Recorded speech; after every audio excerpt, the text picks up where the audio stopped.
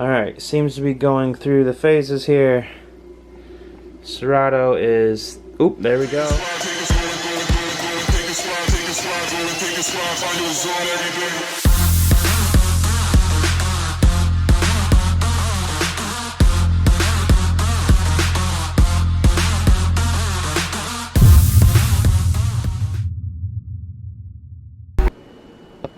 Good morning, my friends.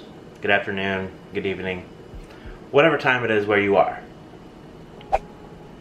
Here it's morning, and it's crappy. It's raining.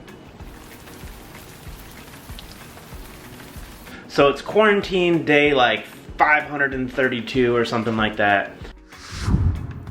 And I had plans today to actually replace the exhaust system on my truck because when I was younger, I liked it really, really loud.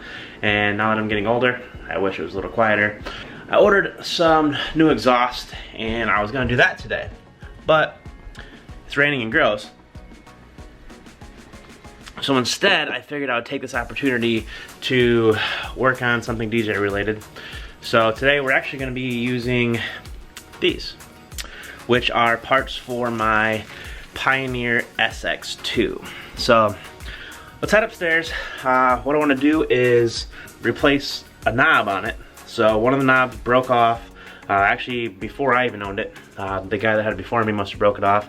And it's one of the effects knobs, so it's not a knob that I typically use.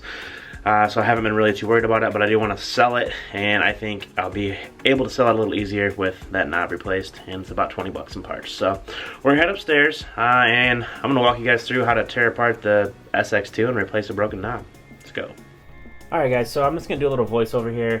To start off, basically what you have to do is just pull off all these knobs, all the knobs off the front, take all those off, take all the little screws out of the front as well. There's a bazillion of them.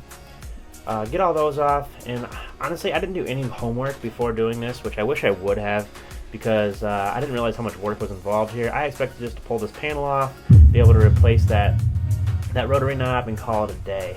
I was definitely mistaken there. This was a ton more work than I expected it to be. But once you get all the knobs off, you have to pull these little nuts off that are underneath the knobs, and from there it just kind of continues on.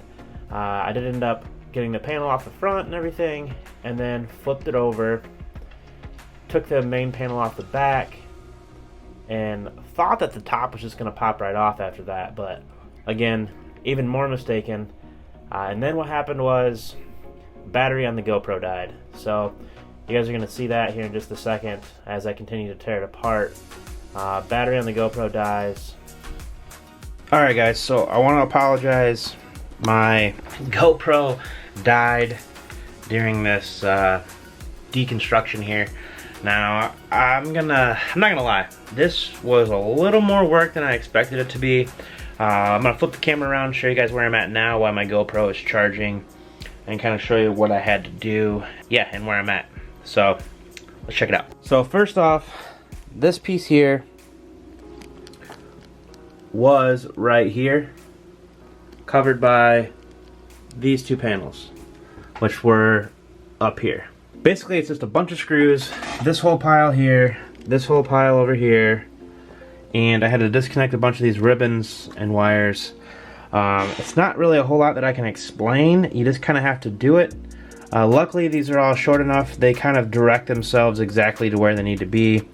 I am going to have to unsolder this ground wire, and then I'll unsolder our little rotary knob here and replace it. So what I'm going to do now is kind of press pause on this project until I get back into focus, until my GoPro charges so I can get that top-down view again, and we'll continue on. So thanks to Movie Magic, I'm gonna sign off, and in here in just a second start back up.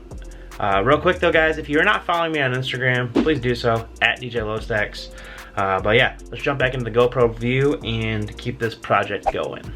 So now back to the overhead view here. Sorry that, of course, the section that I'm working on down in the corner is out of frame, because when I put my GoPro back up, I forgot to frame it back up into place.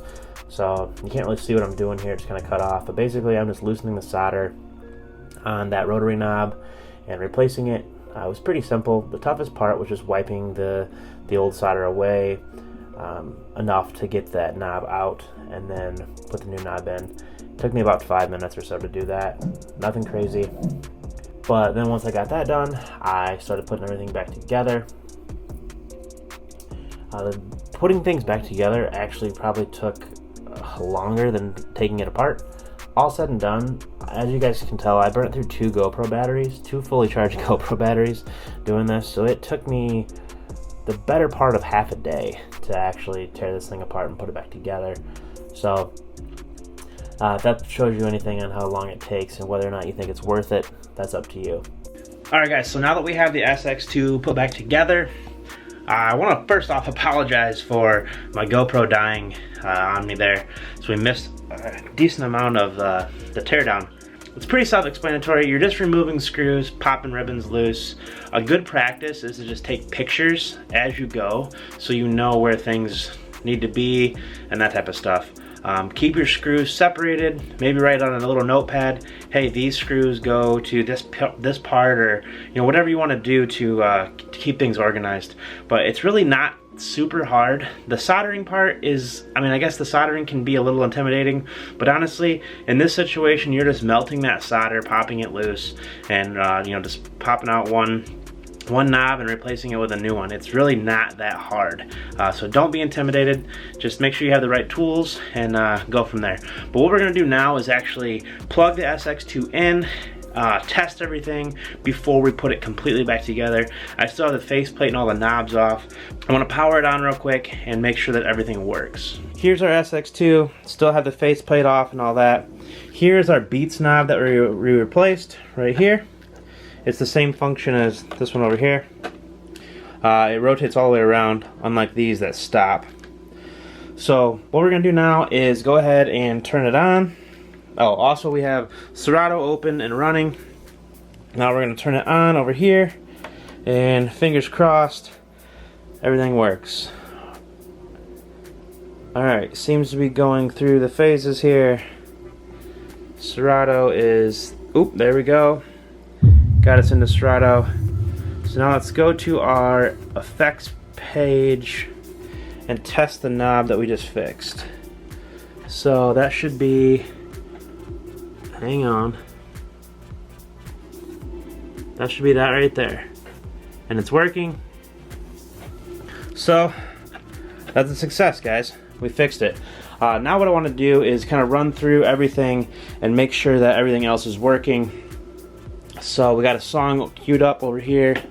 Let's hit play. Alright. Got sound.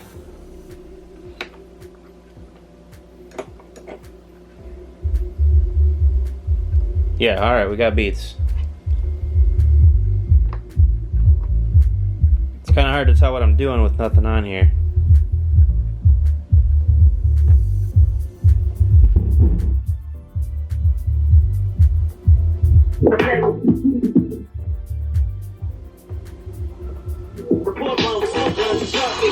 There we go, our filter was on. Alright, yeah, I think we're in business. Seems like everything's working. Cue points are working. Pause, stop. So I think this was successful. What I'm going to do now, guys, is off camera, I'm just going to go ahead and put this thing together the rest of the way. And actually, also, I'm going to go ahead and bend this bent knob here. I'm going to bend that straight and then put this thing the rest of the way back together. That's pretty much all I have for this one today, guys. Hope you enjoyed this video. I hope it was helpful, and I'm hoping if you guys are having issues with your SX2, this video will help you guys get those things repaired and realize that honestly at the end of the day it's not that hard to do yourself. But as always, guys, if you're new around here, please subscribe, please click that like button, and please click that notification bell so you can get notifications of my upcoming videos. I'll catch up to you in the next one. Peace.